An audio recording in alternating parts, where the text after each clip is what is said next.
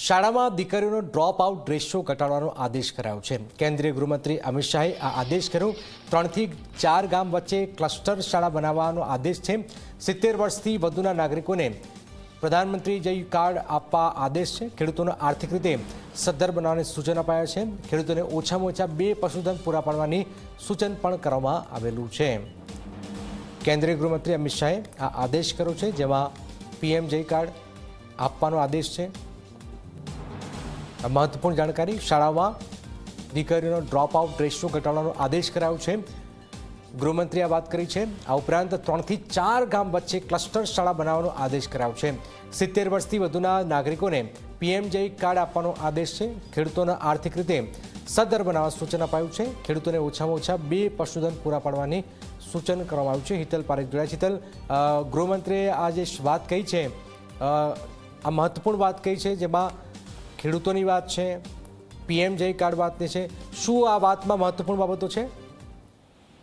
જી જનક, ચોક્કસ એવું કહી શકાય કે કેન્દ્રીય ગૃહમંત્રી અને ગાંધીનગરના સાંસદ નિયમિત રીતે ગાંધીનગર જિલ્લાના વિકાસના પરિપ્રેક્ષમાં બેઠકોનો દોર કરતા હોય છે। એ અંતર્ગત જ આજે તેમના અધ્યક્ષસ્થાને દિશા સમિતિની મહત્વપૂર્ણ બેઠક યોજાઈ હતી।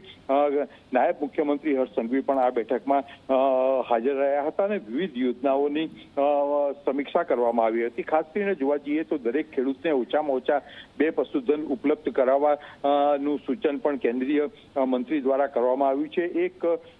એક પણ ખેડૂત પશુધન વગર ન રહે એ જોવાની પણ સૂચના વહીવટીતંત્રને આપી છે। વરસાદ જે ખેંચાયો છે તે પરિસ્થિતિની પણ સમીક્ષા કરવામાં આવી છે અને એના માટે જરૂરી જે કન્ટિન્જન્સી પ્લાન છે એ તૈયાર રાખવાની પણ સૂચના આપવામાં આવી છે। બિન પિયત વિસ્તારોમાં સર્વેની તાત્કાલિક વિગતો દર્શાવવાની તૈયાર રાખવાનો આદેશ કરવામાં આવ્યો છે અને ખાસ કરીને જોવા જઈએ તો અત્યારે શાળા પ્રવેશોત્સવ પૂર્ણ થયો છે, ત્યારે દીકરીઓનો ડ્રોપ આઉટ રેશિયો ઘટાડવા 3 થી 5 ગામના ક્લસ્ટર આધારિત નવી શાળાઓ બનાવવાની પણ સૂચના આપવામાં આવી છે। એટલે એકંદરે જોવા જઈએ તો કેન્દ્રીય ગૃહમંત્રી અમિત શાહે ગાંધીનગરની આસપાસ અને એના વિસ્તારો માટે જરૂરી તમામ વસ્તુઓનું ધ્યાન રાખ્યું છે અને ખાસ કરીને 70 વર્ષથી વધુ વયના લોકો માટે, વરિષ્ઠ નાગરિકો માટે પીએમજેવાય કાર્ડ છે એ તમામને મળી રહે એ પ્રકારની વ્યવસ્થા ગોઠવવાની પણ સૂચના આપી છે। બિલકુલ આભાર હિતલ। એક મહત્વપૂર્ણ જાણકારી હિતલ આપી રહ્યા છે, જેમાં કેન્દ્રીય ગૃહમંત્રી આ વાત કહી છે।